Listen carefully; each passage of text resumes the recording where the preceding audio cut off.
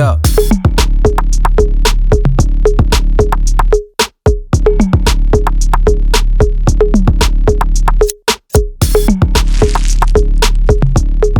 Yo, Longhairs, welcome to episode 113 of Let It Ride. Here we talk long hair and business, advocate for hair quality, and celebrate men's long manes with hair whips and high fives. If you're a guy with long hair, you are in the right place. I am DMAXRYNO, co-founder and president of the Longhairs, and I'm here today with my main man, El Garvinsky, on the controls. What's up, Garv? Along with the illustrious warehouse manager and the best beard in the building, El Sicario, sitting in the cockpit as co-host. And we are at the Longhairs global headquarters, also known as the warehouse, here in San Diego, California. Our guest on today's show is a first-timer here on Let It Ride, but he's been nearby all along. We are giving a huge hometown welcome to this man of many talents. He is a general contractor, brand owner, content creator, and blue-collar badass who lives by the mantra that if there's anything you want in this life, you gotta be able to work for it. He is Ryan, a.k.a. DMAXRYNO! What's up, dog? Dude, this is like the most official thing I think I've ever sat in on my life, bro. That was rad. Dude, Sick. hell yeah. We are so stoked to have you here, man. We've been big fans of what you've done on YouTube and really just your message and everything, you put out there. Before we kind of get into your business and YouTube, and would love to just set some groundwork and learn a little bit about your background.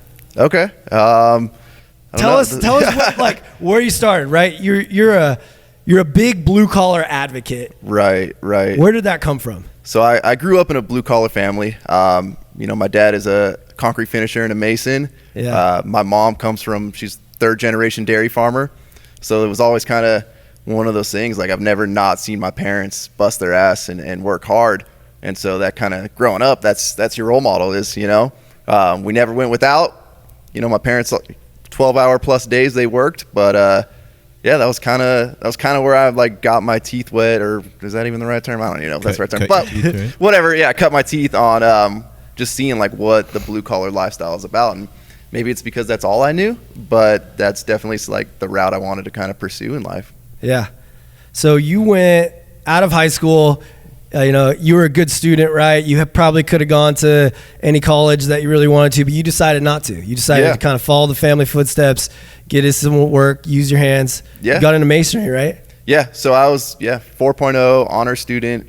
I feel like I've always been kind of academically gifted, but it was just one of those things that I don't see myself being a lawyer. I don't see myself being a doctor. Yeah. I've always loved to build things and work with my hands. So coming into high school, basically from elementary school on, they gear you towards college. It's college. And I remember in I think it was 5th or 6th grade, especially in San Diego, they said, hey, all you have to do is take XYZ classes and you're guaranteed admission to San Diego State.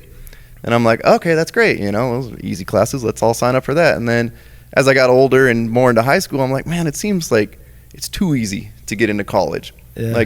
I feel like it's less about the education. It's more about we want your 50 grand a year. Right. So by about 10th, 11th grade is I think when I decided I don't think college is for me. And at that point I dropped all my honors classes and I realized what normal English classes and math classes and all that were. And I'm like, oh dude, this is the easiest ride ever. And then I just sat back and kind of enjoyed my last 2 years of high school.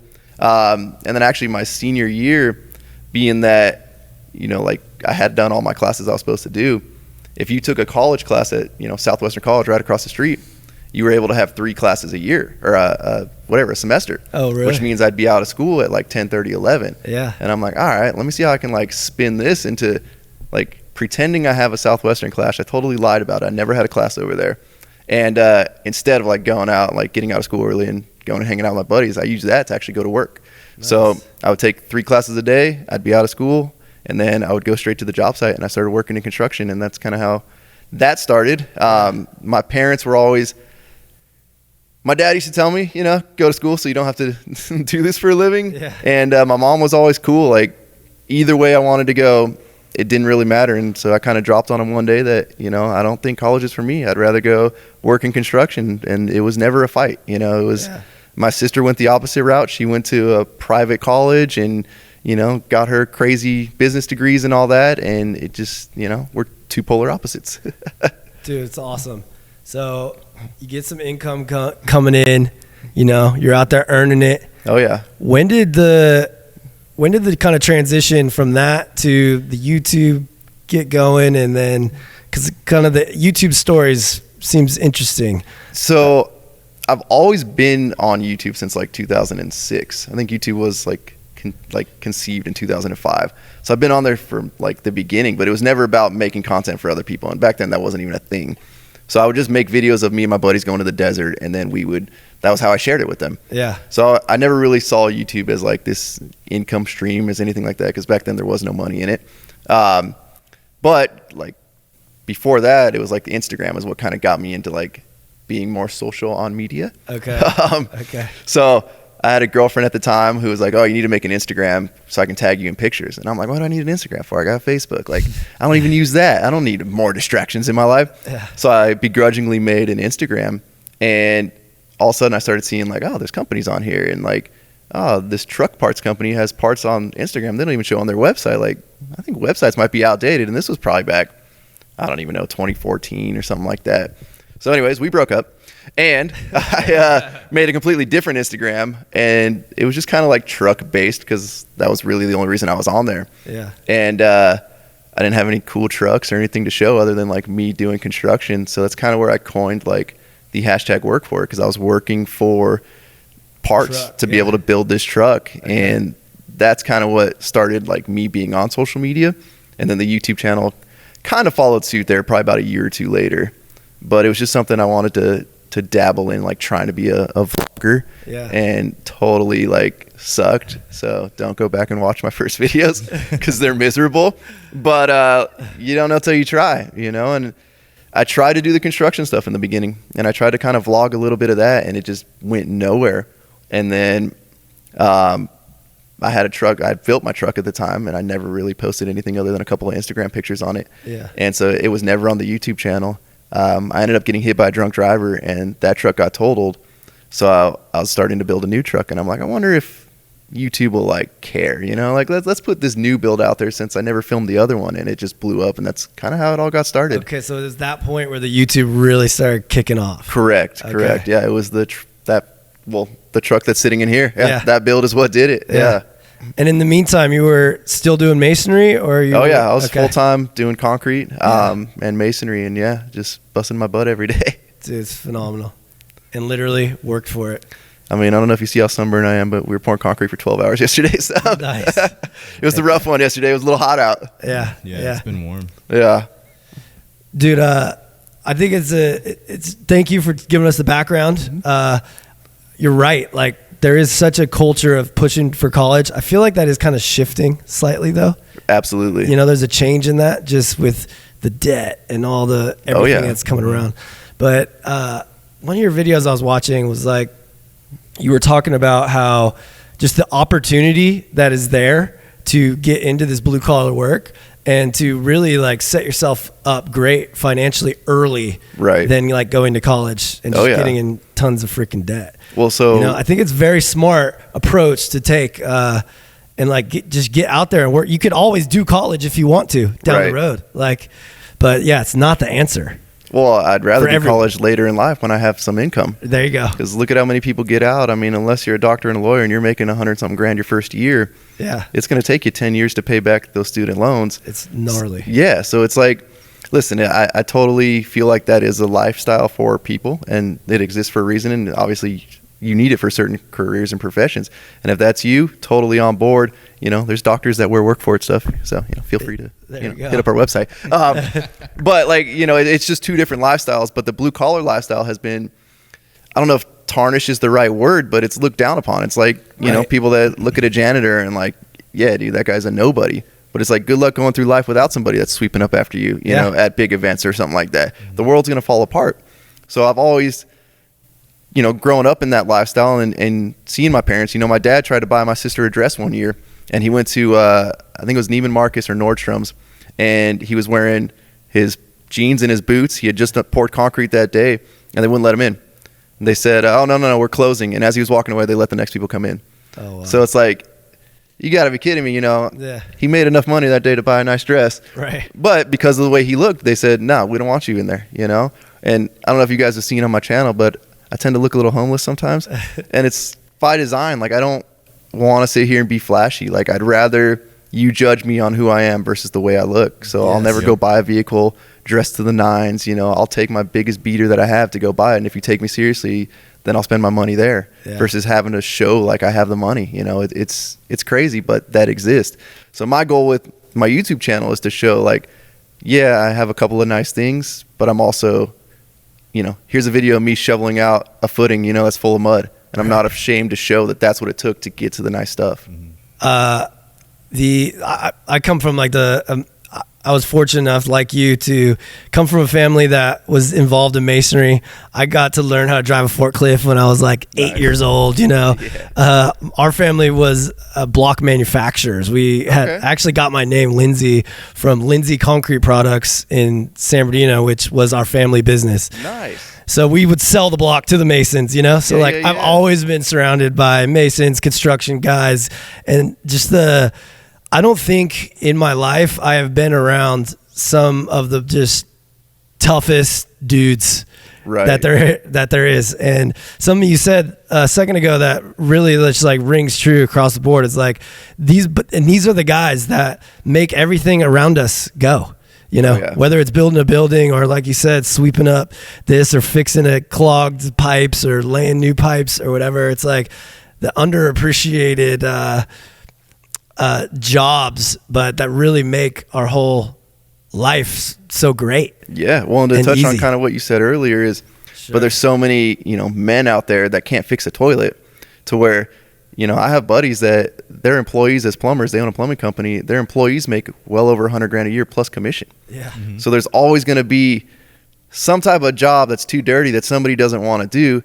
And if you got the willingness, guess what? You get to charge a lot to do that job. Yeah. And I know you said the shift is kind of going more towards blue collar now. I think we're still quite a ways away from like schools preaching it, but the fact that the schools preach college so much means that all those jobs are washed out. There's so many people, there's so many candidates for these, degreed jobs that they're paying less. How many people are signing up to go fix septic tanks? There's not that many. Yeah. So you want to charge $150, $200 an hour to fix a septic tank, you can, because there's not that many people that are willing to do it. Yeah. So if you want the big money and you are okay and enjoy working with your hands, obviously find something that you love. I did concrete and masonry for years, and I do have a special love for it, but I got burnt out of it. And that's why I shifted to different types of construction. But if you find something that you love, like, dude, milk that for all the money you can get. Definitely. Because it's there. Yeah. It's definitely there. Like you said, like there's an expectation that you're going to go to college, and then people, like when you talk to people about like, well, oh man, I'm so glad, like it was the best experience of my life. It's like, but why? And then they always tell you like partying, or like a lot of social aspects of college. Yeah, so I met my best friends. I met my wife in college, and it's like, that's really cool, man. But like you're up to your eyeballs in debt now. Mm-hmm. And those are a lot of experiences that you could have got, like, putting in some hours and then like go to the bar after work or something. Right. You didn't have to like pay someone to do that. Like exactly. And we actually had a really good conversation a few days ago about like what the future looks like financially for a lot of people. And what now where you have these young people starting their lives already, $100,000, $200,000 behind. Right. And then, well, what you got to buy a car, right? Well, what about a house? You got to buy a house. So then now they're like almost $1 million in debt before they've even started. Yeah. And so I think the future is not how much you have, but how much you don't owe. That's like the flex of the future. I like that a lot. You know, and it's already happening, right? Where you have blue collar people that are like, dude, I make $90,000 and the only more debt I have is my house. Like, right. Versus like you're over here scraping by at the DMV and you got a psychology degree.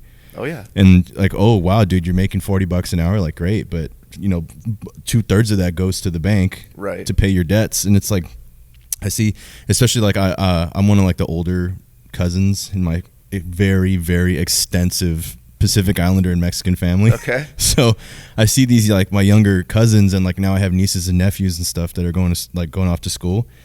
And you see them, and you're like, oh yeah, like I don't know what I want to do yet, but I'm just gonna go to SDSU. And it's like, oh dude, like you're paying tens of thousands of dollars to figure out what you want to do with your life. It's like, maybe figure it out first, or go get a job. Right. Like go work, even if it's just at McDonald's. Like get paid, just figure yourself out, and then you realize like, hey, I really want to be a dentist or something. Right. Well, and I don't think that schools give enough opportunities. I know when I was in high school, the only thing they had was auto shop.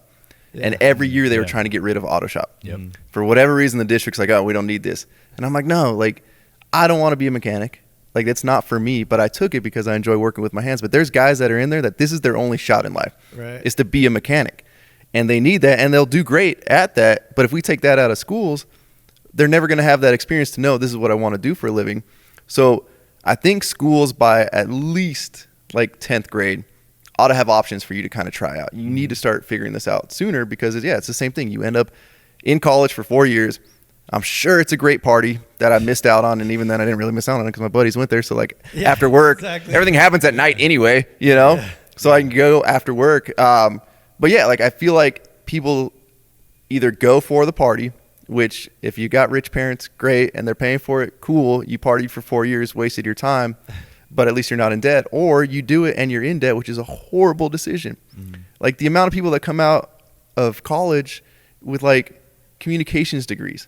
Yeah. Like, what are you doing with that? Or French literature? Yeah. Like, other than teaching French literature, what does that degree do for you? Nothing. Yeah. And the amount of people that'll flaunt like their master's degree in French literature. Like you went back for another 4 years of that. Like, it's so much money to spend for a piece of paper that, again, if it works for you, it works for you. But I've seen a lot of pieces of paper that don't mean anything. Or you got that degree and you do something completely different with your life, but that debt still stays there. Right. Yeah. And, I'm all for you should pay for your own school and your debt. And I think college costs too much. I agree on that. But, like, nobody's going to pay that for you, nor can you go expecting anybody to pay that for you.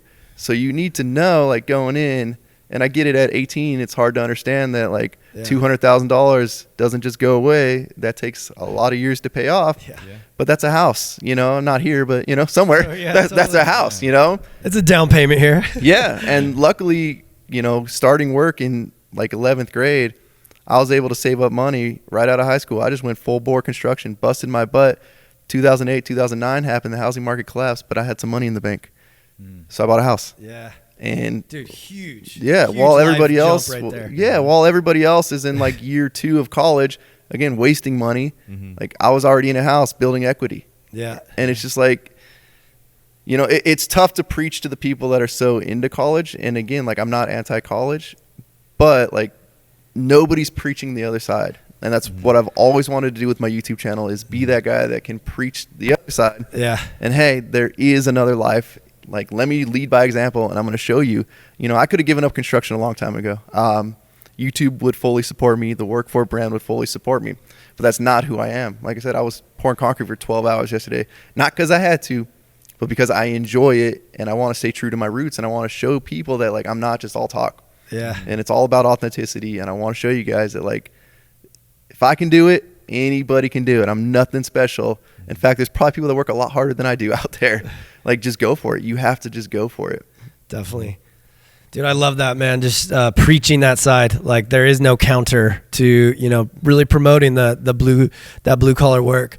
And, coming back to masculinity is something that we really try to foster here amongst our brand and our community.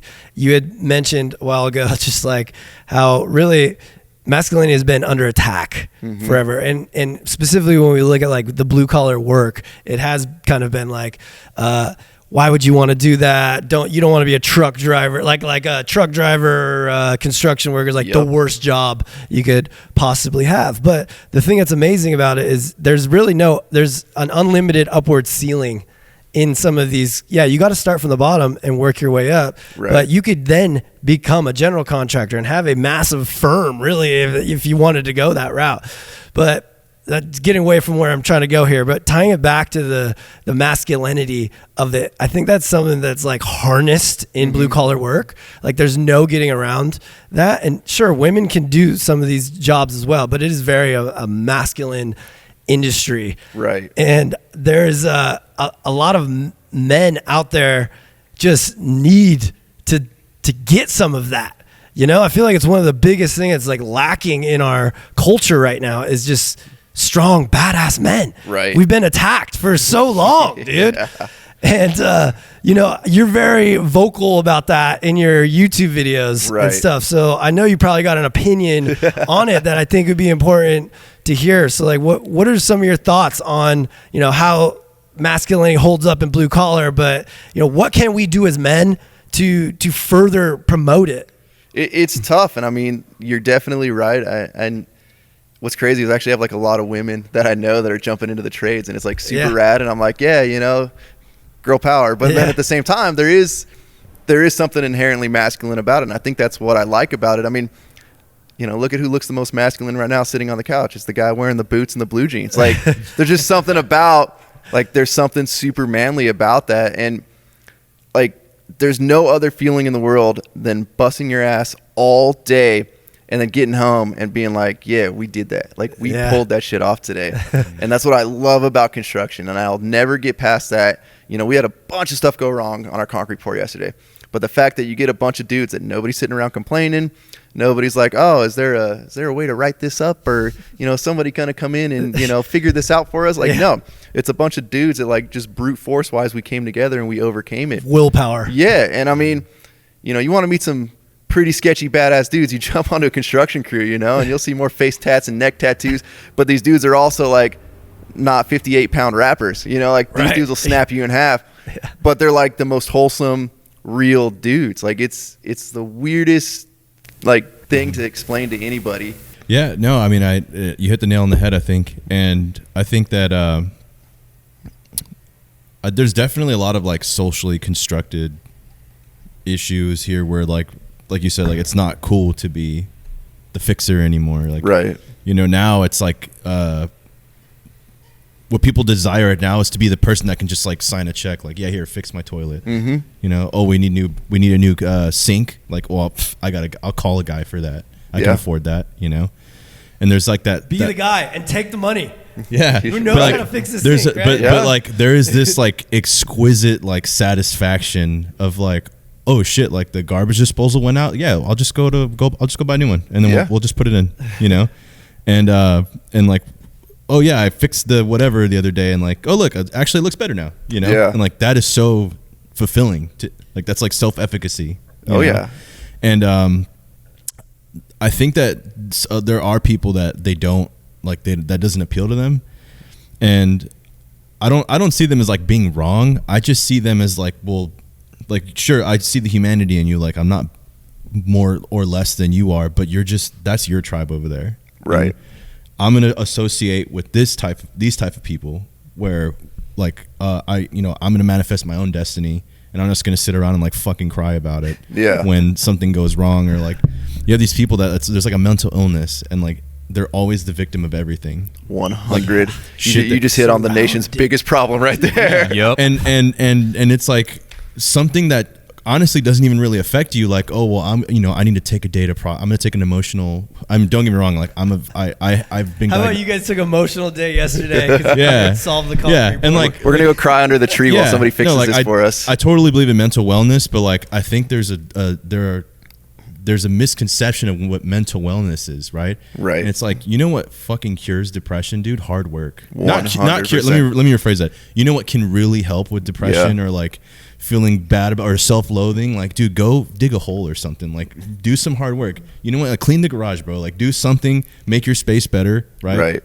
And you have these people that they just like, oh, like, well, this thing broke, and oh man, like, and it's like, dude, the amount of time you just spent bitching about it, you could have just went to Home Depot, bought the new one, and just swapped it out. Well, what's crazy is it's kind of like, remember when you were in school and somebody got a cast, and everybody signed that cast, and there's always that one person that's like, man, I really wish I had a cast, because look at, man, that guy got everything signed. So I'm a huge proponent of mental health as a real thing. because I experienced it in 2016, and to this day I still battle it. Had never battled it in my life. I was always in the rough, tough construction world where like you don't talk about it. Yeah, right. And everybody there seems like everything's great because, you know, real men don't talk about it is how I grew up, and I never knew what it was. And when it hit me, I was like, holy shit, like what is this? I'm dying. Yeah. And what's crazy is I didn't work for a month, which is like, that doesn't happen to me. I couldn't get off the couch. I didn't eat for 7 days. Like depression hit me hard. Panic attacks hit me hard. Everything hit me hard. And what pulled me out of it was I finally like pulled my bootstraps up and I was like, dude, I'm either going to sit here and die on this couch. You know, I'm too scared to kill myself, but I'm going to sit here and like die on this couch, or like I got to fight. And there's something about that masculinity that like I had to fight to save my own life. Nobody was going to come rescue me. You know, my mom was there trying to cooking me meals, trying to save me and like feed me, but like nobody knew what was going on because we've never experienced that. My family's never experienced that. I've never experienced that. Nobody could tell me what was happening. Yeah. And it was one of those things. It's like fight or flight, and either you just give up and you sit there and you cry and then you slowly die this weird death, or it's like, no, like I'm going for it. And I fought back and I started going to the job sites, and one day at a time, like I said, busting your butt, spending an entire day kicking your own ass, digging holes, whatever it may be. Like you, all of a sudden your sleep schedule's back. Like you can sleep again, and you're not up all night worrying, and there's not all this weird stuff going on in your head. Like you have to mentally break yourself. And then the gym is the same way. Like it's a form of mentally break. You know, if you don't want to dig holes and you work in an office all day, go kick your own ass in the gym, right? And that'll change you. But it's definitely a thing, man. And that victimhood that everybody's claiming, like it became cool to be a victim. Yeah, you know.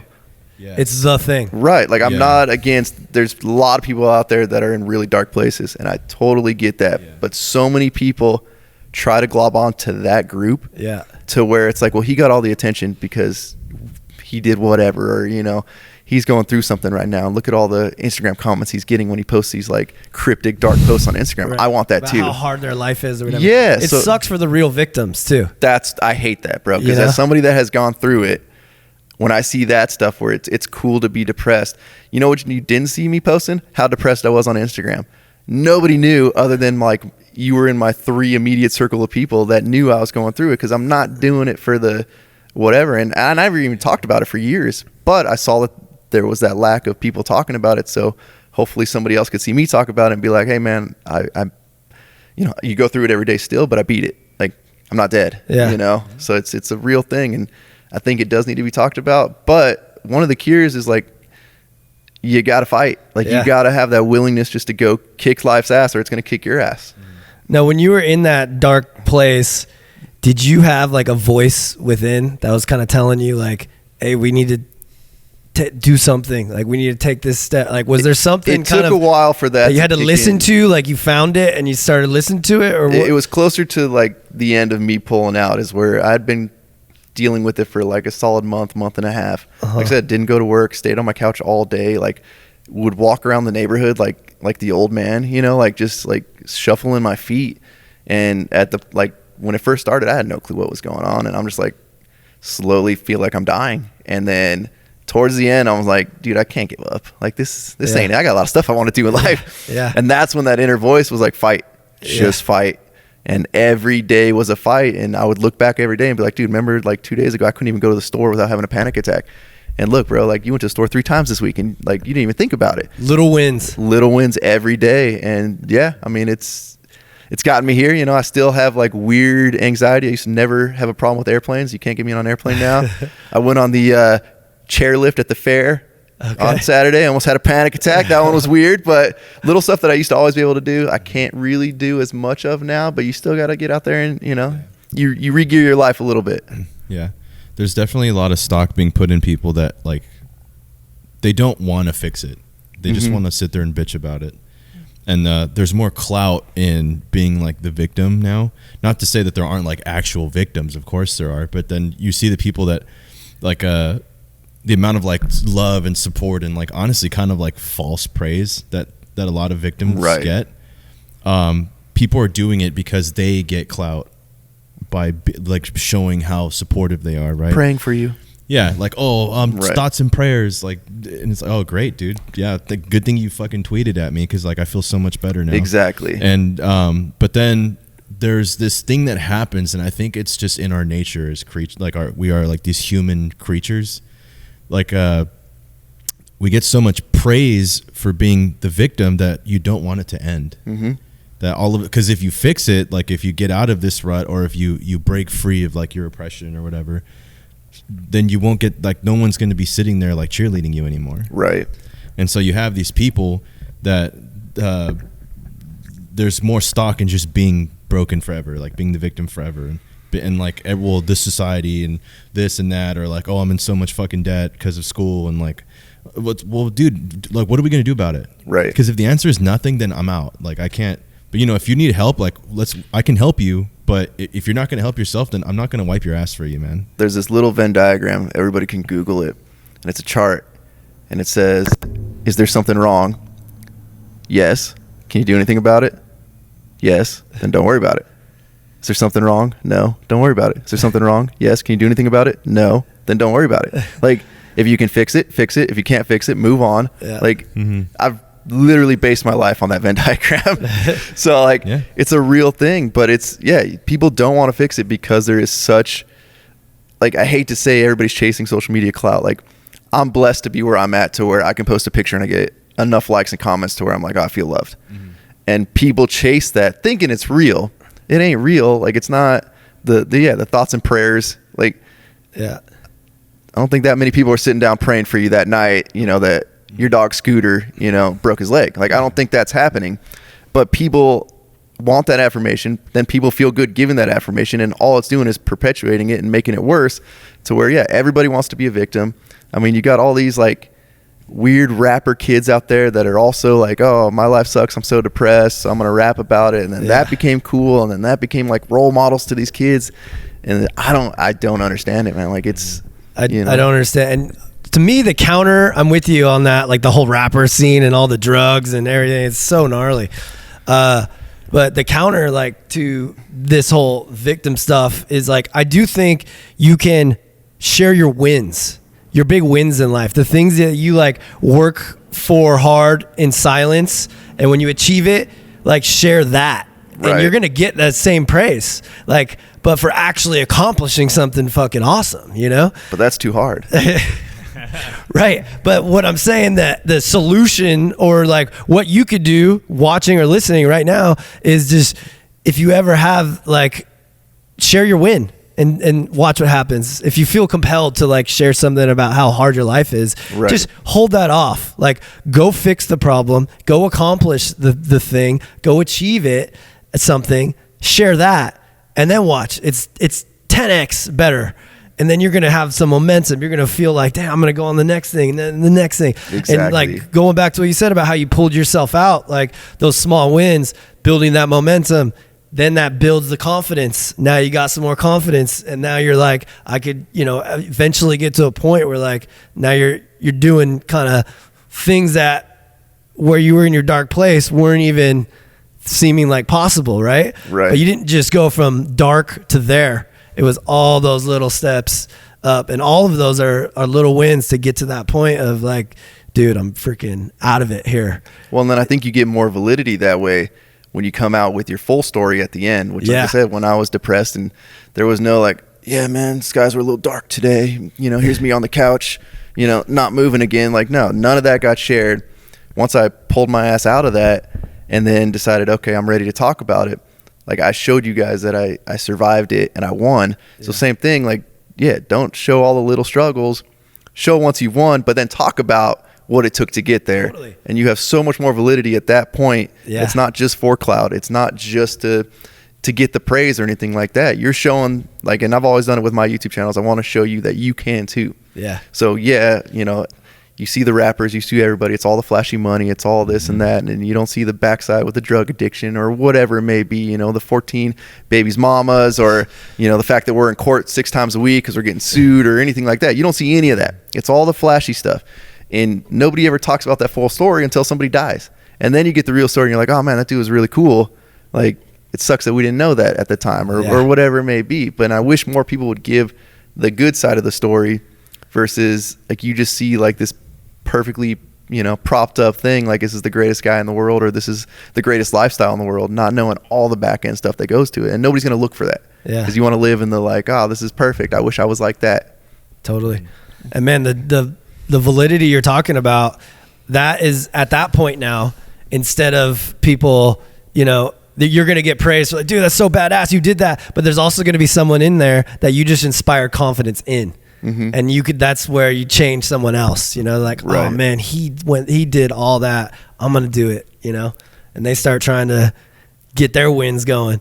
That's just the way to do it.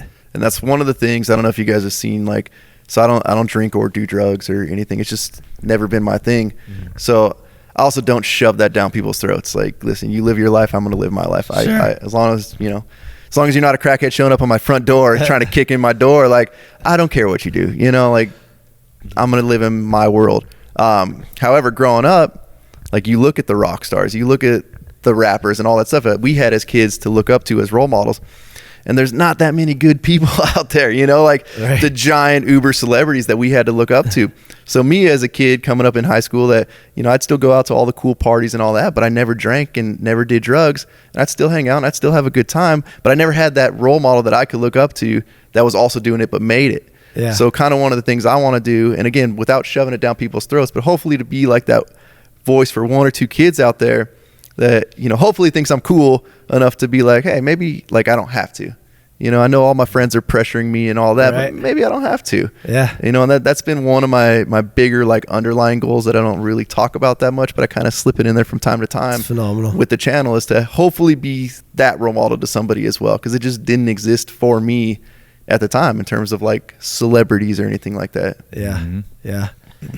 Dude, way to go. This kind of makes me think of, I think it's eventually this is going to probably be a blog that I put up on the website. Oh, you heard that. Sicario coming out with a blog. All right. I'm putting it in concrete there. But it's the subtle art of being a good dude. Right? That's what I call it. I like that.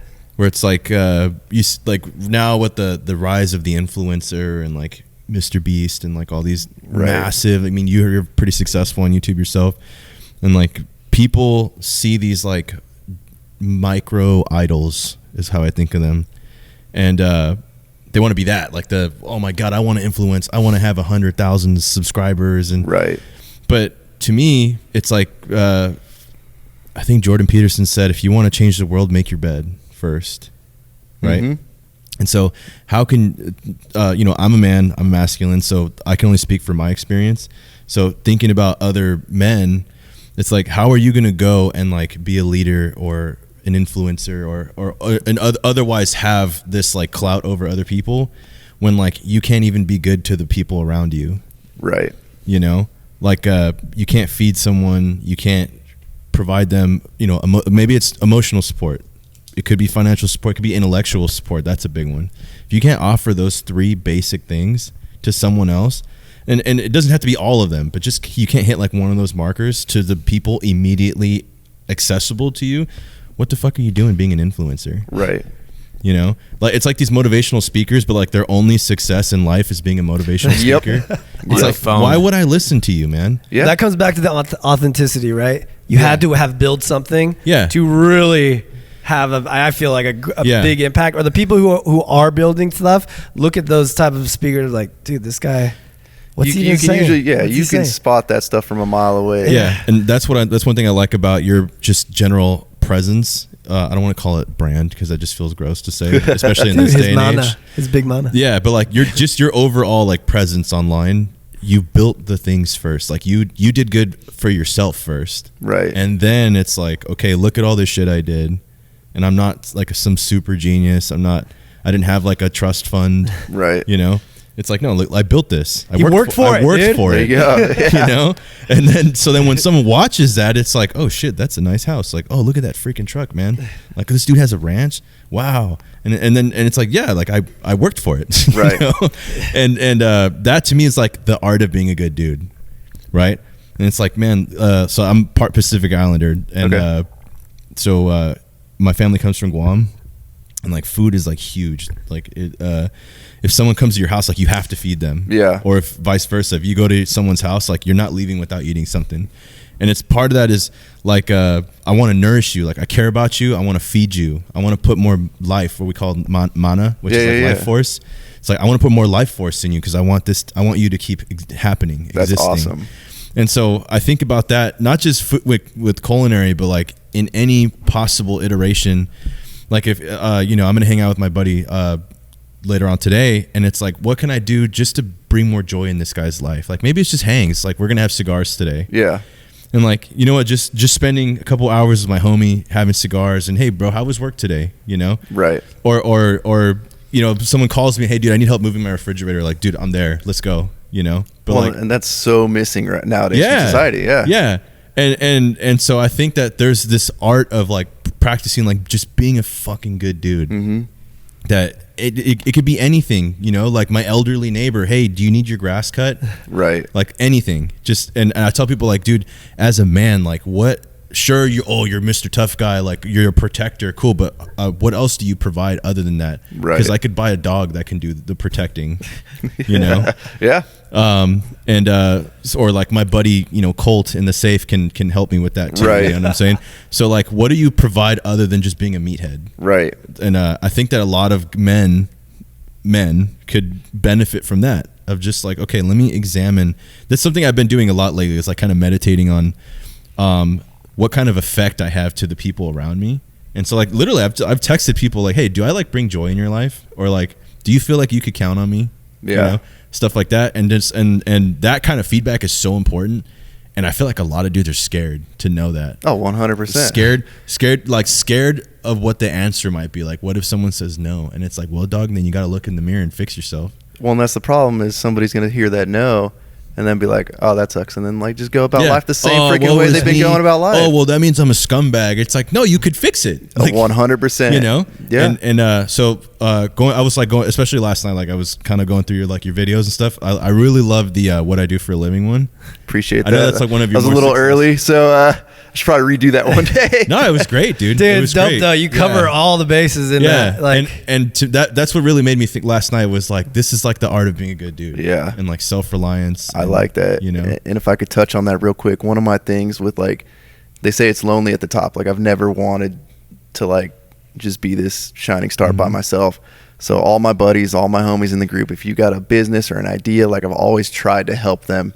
Like, let's make that real. Yeah. Like, not for monetary gain for myself. I don't want to buy into your stuff. Let's just make that real for you. Yeah. And then you get to see, like, we're sitting here on a Tuesday and I was able to just come hang out with you guys. Yeah. Like, I work for myself. Like, that's a cool feeling. I want my homies to all feel like that. Definitely. So I've had a couple buddies, we've got our buddy that does barbecue, and like, I've done what I could to help, kind of pimp him out to where like that dude's busy, 7 days a week now, crushing it. Obviously he's doing all the work, but like, let me help what I can do to help you, Oh, you need to build a website? Like, I've done it, let me help you build your website. I'll Here's show you how to step I'll show you how to do e-commerce. I'll show you how to ship. I'll help ship the stuff out of my warehouse, One of my other buddies, he was working on trucks, and I'm like, bro, I got a space in a rack. Like, bring your toolbox. Let's go. Like, let's get you started. Like, let's keep it going. And I want all my homies to be able to like, we sit in a space like this, and like, yeah, man, we all did it. That's always been my thing, is to be able to somehow help them. And I love your little, what'd you call it? What was the subtle art of being a good dude. Yeah, I love that, dude. Like, that is rad. I like that a lot. And we need to get that message out there. And I that whole sentiment about like, it's lonely at the top. It's only lonely if like you're an asshole. Yeah. Like you didn't like, to me, being at the top is like, dude, now we all get to eat. Right. That to me is a mindset. Like, it's lonely up there. It's like, well, how many people did you fail on the way up? Exactly. Yeah. And I think that the movie Rob Roy by chance? I have not seen it. Oh, it's a good one, man. And Liam Neeson's in it. It's like a Scottish like folk kind of thing. It's great like masculine movie. Anyway, there's a scene where Liam Neeson's talking to his two sons, and I think they're talking about honor. And so one of his sons like, what is honor? And he's like, honor is a gift that a man gives to himself, like self-respect. Yeah. And it's like, if you don't work hard, you don't respect yourself, man. If you're not good to other people, that's because that's like how shitty you are to someone else. That's how you feel about that's the lack of love that you have inside. Right. And And I just feel like even just like the little subtle things you see guys like they don't, you know, they're like, oh, I fuck this job, that's why I don't do it. I don't work hard here because I don't want to be here. And it's like, then what makes you think you're gonna go somewhere else and do a better job then? Right. You know, and pay me more money, I'll do a better job. Yeah, right. Like, yeah, exactly. So I was a reconnaissance Marine, right? And Okay. like it's like there's not 20 Marines in a squad. There's like 4 or 6 dudes. So everyone's position matters. You know, if there's 4 of you and one guy's a shithead, then that's 25% of your power gone. Right. Right. And so it's a constant, like, what am I bringing to the table? And it's like, oh, you're not a hard worker. Like, well, dude, if I can't trust you with something that is like low risk, like, what makes you think I'm going to trust you with something that's high risk? Exactly. Or like that really matters. It's really good. Like if we're on a job site and I can't trust you with the smallest task, then why would I trust you with a big task? Right. You know? And I think that a lot of guys, like I'm not an owner of the Longhairs, but like I make sure that everything I do, like we touched before the show started, we touched on like how for you, even like the way the tape is placed on the box. Right. That's me. Like that resonated with me because I'm like, dude, like sometimes I'll have guys like help me if I just can't keep up. I'll have guys like help me build boxes, or hey, can you put more hairbrushes in the bags, like whatever we need. And I'll notice like little details, and it's like, dude, all of these are taped crooked. Like, just take one more second to do, like, to pay, you know. Right. And I'm not going to be a dick about it because like they're helping me. Exactly. Right. But at the like to me, I notice those little things. It's like no. The way you do anything is the way you do everything. Yeah. You know, I like that, it all matters. And the line he always says is, "There's always enough time to do it right." There's always enough time to do it right. There you go. Yeah. You know? And one thing that like we talked about recently, I don't know if you saw, we have a whiteboard and we have a countdown to Black Friday. So Okay. that's like, as you know, as a person with your clothing business, Right. Black Friday is like, that's it. Like that's the Super Bowl. Yeah. You know, and I have a countdown and it's like, it's coming. Are we going to be ready? Right. And then we had a meeting when we were, I think it was technically like 183 days, but I said, hey, Black Friday's in 180 days, right? Because if we're 3 days out, you're either prepared or you're not. Right. So I said, we have 180 days until Black Friday, and that means that every day you could do 1% more from now until it gets here, and then we could be in a whole different direction, right? 180 degrees. There you go. Right? And so this is a long-winded way for me to go full circle until like how you were kind of in a rut. Right. And it's like, hey, I don't have to like get off this couch and walk out the door and I got all my shit together, right? But it's like, hey, today I'm going to do 1% different, you know? And then 6 months from now, which is 180 days for those of you that are, you know, mathematically challenged. I'm not wrong, right? What? No, I'm just kidding. We'll go with close enough. 180 days from now, if you did 1% different every day, you could be a whole different man. Yeah. Absolutely. Yeah. You know? And that, just thinking of it that way, like, man, that's only 6 months from now. For some people, it's like, oh, that's 6 months from now. Right. You know, and it's like, okay, put freaking Instagram down with or TikTok, God forbid, and look outside. You see that? That took billions. Eventually, though, it comes down to what is that work or thing or the 1%, what is it that you're going to implement? And it comes back to discipline in whatever it is that you're going to do. I mean, if you weren't consistent with your YouTube uploads, your channel wouldn't be where it's at. Right. Work for it wouldn't be where it's at. Yeah. You know, who knows? But like those things that we are disciplined in, that discipline over time then creates that success that comes your way, right? Well, and what's crazy is when you're like shooting to build something, Yeah. those 6 months are so fast. And I'm sure you guys see it like, holy crap, it's already Christmas time. Like, Right. It goes so fast when you're actually working towards something versus sitting on your couch playing video games. And it's like, oh yeah, in 3 months this is going to happen. That's going to be forever. Whereas guys like us, it's like, holy crap, dude, we only got 3 months. Like, we need to start now. Like, let's go. Exactly. Let's go. We're late. Like, we got to get moving. And time goes so much faster when you're building it. But when you're sitting there thinking about 6 months, you're like, oh, that's forever. I'll start tomorrow. Yeah. Now, let me get on that And then tomorrow. then that turns into I'll start tomorrow. And then that's a month gone. Yep. Yeah. Burned a month at a Exactly. time. Yeah. Exactly. And Yeah. you can't get that back. Yeah. Yeah. And the more things you do in life, the more you realize how important it is to start early on whatever it is yeah. that you're doing, you know? Yeah.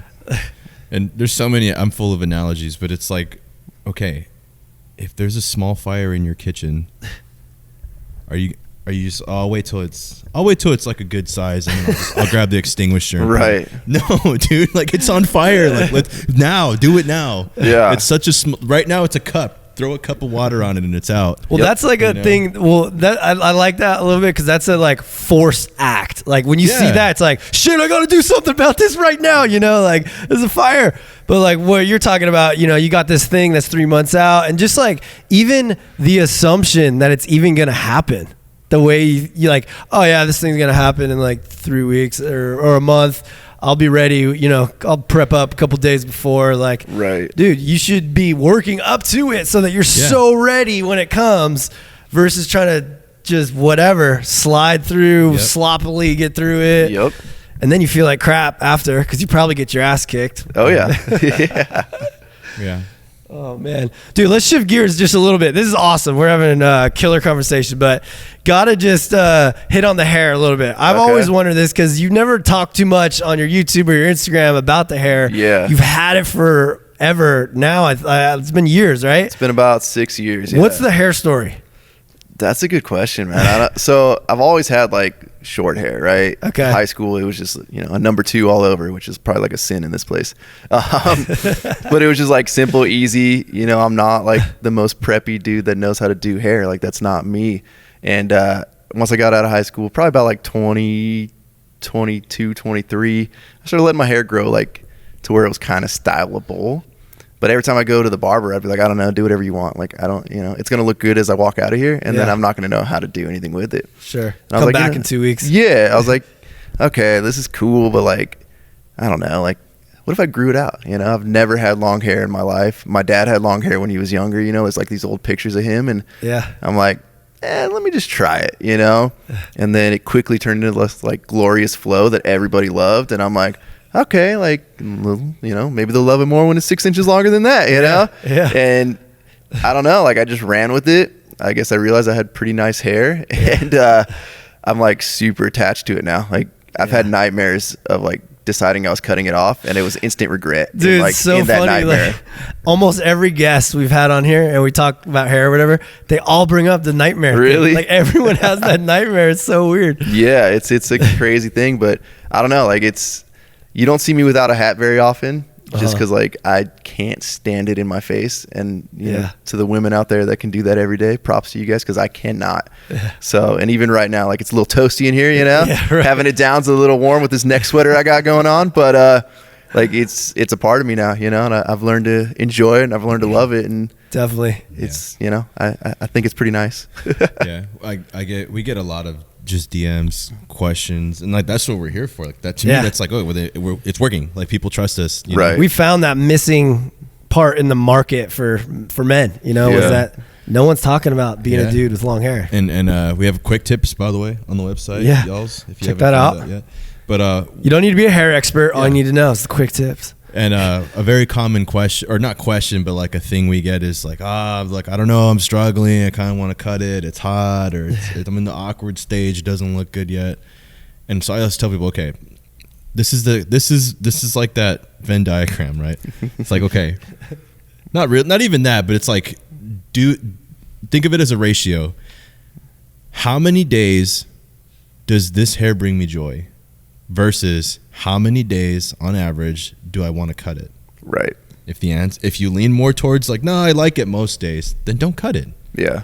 Right? If you have way more days where your hair just like doesn't make you happy, then cut it. Like it's not a big deal. Right. Donate it, please. But at the end of the day, it's like my best friend grew, well, actually I have two best friends, both of them grew their hair out because of me. It's awesome. Nice. But recruiting. One of them, he has like really, really like dense, curly, just it doesn't want to go down. It just keeps going like this. Yeah. And he's like, man, I'm struggling. Like I think he's like, once a week I think about cutting it. And I'm like, dude, do you have like, so what you're telling me is once a week, that's 1 day out of 7. The other 6 days it's cool, right? But like you're focusing on this like man, my neck sweat or whatever. It's like, yeah, but the other 6 days a week, man, like you feel good, you look good, you know. So I tell people, like, just let it ride, man. Just Yeah. keep it, you know? No, it's yeah. I think I'm attached at this point. Yeah. Yeah. It's not going Kind of anywhere. part of your identity. It really has, Yeah. yeah. And again, you don't see it most of the time. Most of the time, I have it tied up in the back. Like I'm working. I don't want it in my face. It's Yeah. hot, whatever. But then like I hop out of the shower and I'm like, oh, dude, who's that guy? You know, like Yeah. I'm still not used to having It's a hair model right here. Yeah, it's the weirdest thing. Like I'm still not used to it, but like I love it, you know, and it Yeah. gets great reactions. Like, you know, the few times that I have it down or I go to a wedding or something and like, There you you know, go. it's a little bit done up. Lets it but shine. Let it Yeah, shine, it is. yeah. But you're one of the few dudes Yeah. that has long hair. And to kind of talk on like why I have it growing up, like my idols had long hair, dude. Like big Kid Rock fan. Okay. Like you look at, you know, Charlie Daniels and all those guys growing up, like they Yeah. always had long hair. And then now they got like sweet white braided ponytails, you know, and I'm like, Right. yeah, that's going to be me one day, you know? Yeah. I wish I can grow a beard like you because I'd also have the sweet white, you know, braided beard, but I'm lacking that department a little bit. So I make up for it on my head. That's There you go. There you go. I've got 3 chest hairs, but quite the thick head of hair, Just proud of those chest hairs too. right? Dude, so we often talk about like long hair problems because it's just like it's part of the deal. You know, you find a hair like wrapped around places down there, or you pull one out of your butt crack or something Bro, weird. it's like 30 daily, dude. So what are some of the most like the things to you? You know, have you got it caught in the truck door or something? Like what's the I've funny actually story to share? I've been caught in a mechanic's creeper before. To where I rolled over, the hair got wrapped up in the wheels, and I just had to sit there while my buddies like slowly got my hair out of the creeper. No way. Learned my lesson on that one. Yeah, Wait, what's a creeper? it's the little thing you like a skateboard you roll around on to get under cars. Okay. Yeah, dangerous with long hair, very dangerous. But Ouch. dude, the butt crack thing, like that gets me on the daily. You'd be amazed at how many hairs find their way into your butt crack. know. Like It's you could shocking. try, like, Shocking. you could throw a handful of hair at your butt crack and you won't get it in there. But for whatever reason, like you'll pull out this like I didn't even know I had that much hair like coming out. It's gross, bro. It is. I found that out. I found out that typically happens in the shower. Yeah.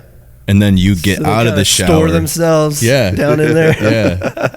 I learned that Yeah. from my wife, actually. Dude, it's such a weird one. Like Yeah, when know. you get like you feel it kind of in your back, It's and like you pull tick- it, and you're then like- you start Yeah. feeling the slide Yeah. through the crack. but then you feel like you know like it broke and you're like it's still in there.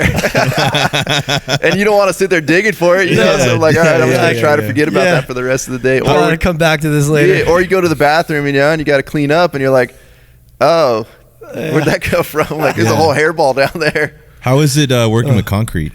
It's not bad. So like I said, I tie it up mostly, Mm-hmm. but you'll get like, you know, the pump will spray and all of a sudden you get concrete in your hair. But the cool thing about concrete is it's as long as you don't mess with it, you let it dry, it comes out really easy. Yeah. It'll dry the crap up out of your skin and I'm sure your hair too, but Okay. it's not bad. Like I've never really come into a situation where I'm like, man, I hate that I'm in the trades with long hair.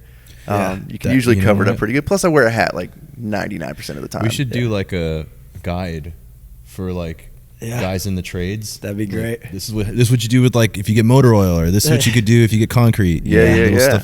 That'd be Love good. that. Love that.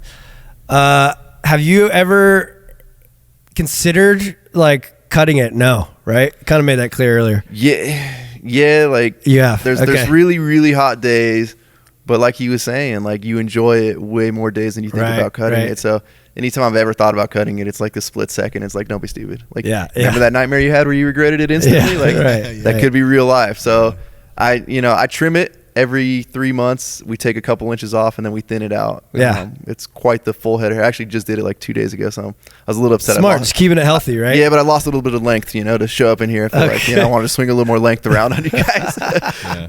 But no, I don't foresee it happening anytime soon. Okay. That's for sure. Well, we do an event, not saying you have to cut your hair at this event, but in 2019, we broke the Guinness World Record for the most hair cut and donated in a 24-hour period. Nice. The event is called The Great Cut. Okay. We rent out the Port Pavilion downtown, the whole pier and that big building. Nice. And it's a full like 15-hour thing, bands, just full on event. We had 2,800 plus people Wow. all donate their hair last time. It's an amazing day, amazing event, and we should we'll talk later, like, but when we're off here, just down the road, as we get a little closer, we're doing the event again in 2024. Would love for Work For It to be involved in some way. Definitely. You guys just roll out with the crew, whatever. Like, that'd be rad. You made me nervous about cutting my hair, but that'd be rad. Yeah. I'm all about donating. The day it does get cut, it's for sure getting donated. So at the last event, I shaved my head like number one all the way down, and it was like down to my waist. Yeah. Donated like 26 inches or 25 plus. And it felt, let me just say, it felt unreal. Like the donation and the event was unreal, but then like the days and the next day in the shower, I'm like going to like do, and I'm like, oh, there's no hair here. Right. So it took a while to get used to, but I just immediately went to growing it back out. That's awesome. And then, I mean, it's kind of easy when you work, your job is in the hair business to grow it back out. Right. Do you recall when you were growing it out, like in your field, it kind of seems like it's probably easy too to kind of grow it out because you're outside. Yeah, we don't have there's no dress code. No grooming policies. Really. No, yeah, like there's not a lot of dudes have super long hair, but you get the old timer with the ponytail and one of our old concrete pumpers. Like he used to have that white ponytail when I was growing up. I'm like, that's rad, So there is it out there, but yeah, there's like grooming standards are to a minimal on the job site. But it was one of those things like as it got longer and longer, you're like, talking about masculinity, like it's not masculine to have long hair is what society says. So it's like here you come around, one of the reasons I started hitting the gym harder, granted it's been a while, guys, if you're looking at me right now, was like, dude, like big bearded long haired Viking dudes, like tell that dude long hair is not masculine. Look at this guy, like tell that dude long hair is not masculine. Like it's different, and so yeah, I don't know, it was never really weird. It was just, I adapted to wearing a hat in the weird stages and just let it roll. Yeah. It is an interesting point about this, like, the last, 100 years kind of long hair on guys has been whatever. You're a hippie or you're kind of out of the norm. But the history, I mean, guys have had long hair for so much longer than this short hair trend. So I'm just happy we're all examples of, you could be a kick-ass man and have the flow. Well, and again, like we need more people that are that example and that are that role model. And, whether it's my dumb, goofy self or like one of you guys that like, you look at these guys are cool, man. Like they're having fun, they're living life, and they have this glorious head of hair.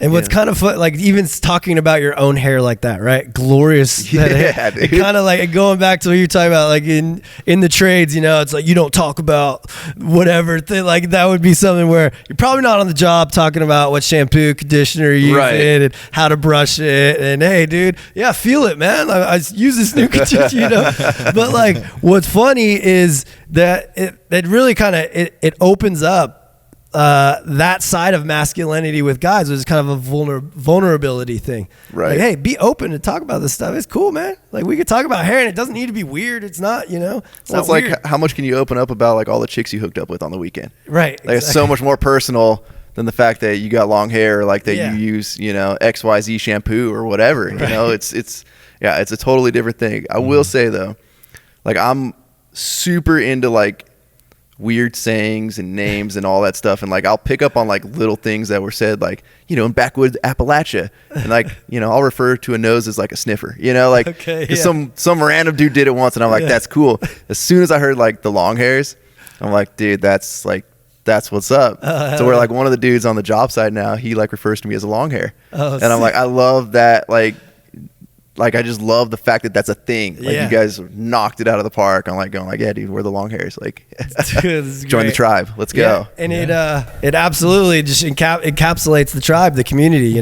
What's funny is we were tagged that name. So when we used to run a digital marketing agency, and we were working for a company called IQ Power Tools. They were like our best. Okay, yeah. You heard of them? Who they are? Oh yeah. Okay. Have you used any of their saws? I have not used their saws, but I know of Okay, so we had they were our best client. We honestly, this business wouldn't be here if it wasn't for them because they really just believed in us a lot. And we didn't necessarily know exactly what we were doing, but we just busted our ass. We showed up every day and we were trying to make them just the most badass tool company out there. And we learned a ton from the leadership of that business. And we also got to, cut our teeth in marketing and launching products and everything with their support. So it was incredible. But anyway, we would go on tours around the country with them and go to shows like in Kentucky. There's this guy, Paver Pete. Maybe you've heard of him. I don't know, but he's some paver, kind of personality. Okay. More so on the East Coast. But so we're in Kentucky, and it was Garv, myself, and Chris, and we're like the film crew, and we're getting guys cutting with the saws and doing all the stuff. And Paver Pete would always refer to us, hey, tell those Longhairs, they got to get over here, man. Hey, where the Longhairs at? Get them over here. Like, he'd just be screaming the Longhairs all the time. And this was when we were considering like trying to like, what is our thing, Yeah. And dude, he coined the name. That's so awesome. Because it wasn't until like a couple weeks later, we're like in a meeting with Joel, who at the time was the CEO of the company. He was like, hey man, you guys notice how Paver Pete kept calling you the Longhairs? And we were like, yeah, we did, but didn't really think about it like that. We're like, then we're driving home. We're like, dude, the Longhairs, that's the freaking name, bro. That is the name. That's awesome. That's how we got it. It was from a paver guy. That's so right. Where's Paver Pete now? He's still out there doing his thing. I don't know. I haven't really touched base with him. We did send him a package though. Yeah. With our shampoo, like when we first launched our shampoo conditioner, a pack of hair ties, and a thank you note. Just saying like, Paver Pete, if it wasn't for you, man, the Longhairs maybe. That's so rad. Well, there you go. It's the backwoods like sayings. Exactly. Totally. That's probably the reason I love it so much. Like, yeah, that's so rad. I love the name. Yeah. Kind of wrap up here. I want to circle back to community. Like something I see a lot on your channel is you and your boys, and I think you really facilitate a great sense of community, camaraderie, and then the authenticity too. And we really try to do the same thing here. But like, how did you guys build that community? Are you just all buddies from, or how'd you come together? What's the deal? It's kind of natural. Like, I don't know. Like, you attract similar people, and then we've done that over the years. Like, I know within 20 minutes of meeting somebody, if it's like, nah, like you're not our kind, like sure. Whatever, you're crying too much, you're complaining, like whatever. Like there's we've weeded out some people that turned out to not quite be on par with kind of what just we going back out. to the good dudes, right? Yeah, so just it's like dudes. My main homie Chris you see on the channel, like I've known him since I think I was 15. We met in driver's ed in high school, and like shit talking to him. We were gonna fight, and then that dude's been my solid homie for like 17 years. Like, and then everybody kind of you see on the channel has either been in my life for quite a while, or they're new, but like their personality is just like so rad. Yeah. Like, I don't let a lot of people into my life in terms of like, I'm very private, which is weird with a YouTube channel and all that, but like you only know what I want you to know, know, and like a lot of people back in the day, like I wouldn't let people come to my house, like I don't know you like that to let you into my house. Yeah. And now our core group is so solid that like, most of my homies have like the code to my front door, and like, like that's you're welcome to come hang out at my house if I'm not there. Same with the shop. All my buddies have keys to the shop. Yeah. And like go in there, have a good time, hang out. Like that's our escape from like, but get some orders out too while you're there. Right. Yeah. Feel free to make boxes to keep that tape straight. Yeah. But yeah, like it's our warehouse became our clubhouse. And I can see your guys is, you guys, it's much cleaner here. But your guys is like, it's the same. Like that's your escape, whether it's, your girl's bitching at you all day, come hang out with the boys, come vent for a little bit, and then we're going to forget about that, and it's like, that's what I wanted, was that community. And I wanted that circle that you can rely on for anything. After I bought the ranch, we had a fire come through 3 weeks after I bought it. And and just real quick, like, you should watch these videos. They're on your channel. Do you know what the titles are off chance? Because you have so many videos. Watching my dream ranch go up in flames. Okay, yeah.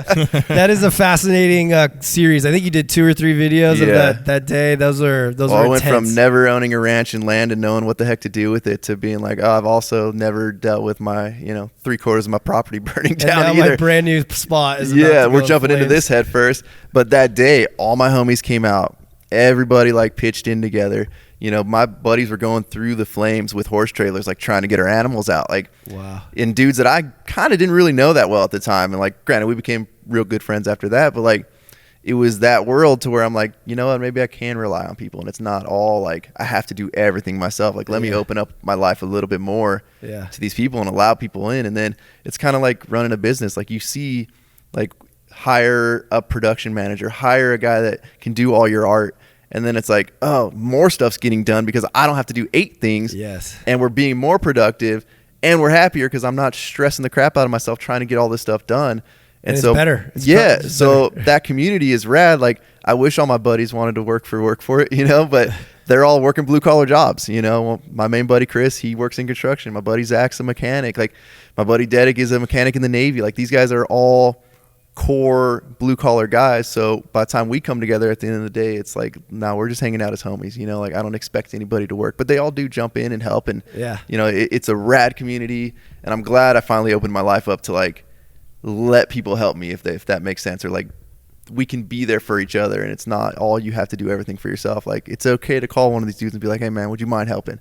You know, and they'll be there, and you're like, oh, that works. Like, that's cool, because that's lacking, you know, in today's world. It's all about me, sure. You know, so people that are actually down to help you, like, kind of opened my eyes to how cool, like, a little bit bigger of a group of friends is. You know, I was always 1 or 2 friends, like, that's all we need. And then now that we're bigger, I'm like, all right, this is cool, man. I enjoy this community. Dude, it's awesome, man. And what you guys foster within your small community really has grown into the bigger community of Work For It. All the people who are buying everything on your site and who are out there repping the flag and all this stuff. One of the coolest things is so many people get asked what Work For It is. Like, kind of one of the reasons I made it one word. I own the trademark to both, by the way. There you go. Heck yeah, you do. The reason I made it one word is like, it kind of invokes like, what is that? Yeah. So many people, like, it's kind of like a badge to put on your vehicle. And I get emails all the time of people being like, dude, some like guy stopped me at the stop line. I was like, hey man, what's Work For It mean?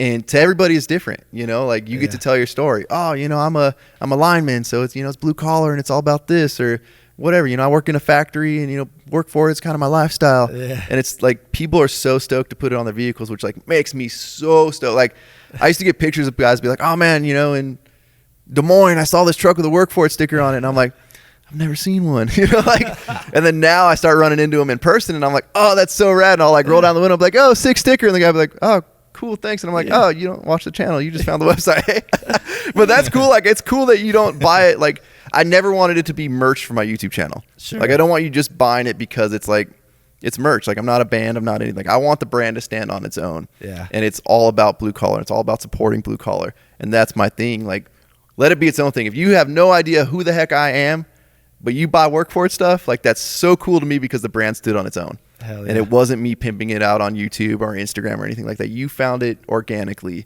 You liked the message and you bought some stuff. Like, that's so rad to me. And it's like, it is its own community. Like, you'll have guys that'll come up at a show and be like, look, man, I got your key tag right here, you know, on my keychain. And I'm like, that's so sick, dude. Like, so sick. I'm sure you guys get it too. Like, when you walk up and see somebody with your product, and they actually like it, they didn't just buy it just to buy it. Like, they like the product and they're proud to show it off. Like, it's such a freaking rad feeling. And so we have created like that next generation. And I get so many kids that are younger that are like, hey man, you know, I'm 17, I'm about to graduate high school. My parents want me to go to college, but I've been following the Work For It and the blue collar message, and I've been following your YouTube channel. And like, what do I do? Like, you know, my parents are really pushing, and I try to offer advice, you know, like, hey, you know, mom's not going to hate you forever. You know, like, she might be a little upset, but I tell you what, in like 3 years when you support yourself, like, what parent doesn't want their kid to support themselves and live a good, happy life? And it doesn't have to be like, you don't have to be a millionaire. You can be. You don't have to be a millionaire, but the fact that you're on your own and you're not sitting there with your hand out, you're not living in your mom's basement at 25 years old, like, that's a different thing. Like, your parents are going to be proud of you. As long as you do it right, you know, you don't go jump in the oil field and you're, you know, addicted to coke in like 6 months and hookers, and then all of a sudden you fell off the wagon and now you're back home. Like, go in, do it right, make money, like, advance, you know, like, further your career, and your parents aren't going to be mad at you. And like, the amount of kids I've had, like, that are success stories already, you know, I've only been at this we were established in 2014. So it hasn't been that long in the like grand scheme of companies. That's awesome. The Longhairs, same. 2015. Nice. Heck yeah, same year, dude. That's crazy. It's long enough for the high school kids to now be full blown career kids. Like, it's so rad seeing these kids. They're like, dude, like, I met you at a show in 2016, and look, man, like, I went to trade school, and, you know, I'm a carpenter now, and, you know, been framing houses for the last 4 years and doing great. Here's my wife, you know, we bought a little house out in Idaho. And it's like, yeah, dude, that's what it's all about. Like, so badass. That's all I ever wanted growing up, man, was like to be like I grew up like Bob Vila was an idol. Yeah. And what does that man do? Like he puts on his super sweet plaid shirt and goes to work and like belt. Comes home to his wife, like isn't out, you know, in the brothel, you know, hooking up with hookers and doing cocaine. And like that man's living a great freaking life. Like I wanted to bring that back to construction because when I jumped in, it was like, yo, you just got out. Like, right. Okay, cool, man. Like that's not what I remember from, you know, this old house. Right. But like there's a lot of different types out there. And like what's crazy is some of the scariest looking dudes I've ever met are like the nicest, have your back, most wholesome freaking dudes. And I'm like, that's cool, man. Like, I don't know. I love everything about what I do, guys. Like it's awesome. so rad. And nobody created this life for me, man. Like I just chased what I wanted. Yep. And I found it, you know, like anybody can do it. Anybody can do it. Yep. Time, dedication, willpower. That's it. Staying committed. Exactly. Right? Mm-hmm. It's not going to be easy all the time, but you got to keep pushing. Exactly. One day it'll get easy. Yeah. That's what I keep telling myself. I don't know if it will, though, because, you know, it's like I feel like every, you know, like if we're talking just businesses in general, you know, let's look at Work For It, for example. Like every notch you keep climbing up, there's always, now it's like, oh, now I see a whole new realm here. Right. You know, or like now I understand I got to do this, all this new stuff with the website that I never even thought about before. Or, you know, it's like each climb. I used to write that check once a month. Now that's one purchase order. Yeah. So, oh man. Well, dude, phenomenal show here. I think we're going to go ahead and wrap it up. Why don't you go ahead, tell us your website, tell us everything, where all the people can find you. So every social media, DMAXRYNO. DMAXRYNO. There you go. DMAXRYNO. Instagram, TikTok. That doesn't really like what I post on there, but you know, I give the TikTok a try. Okay.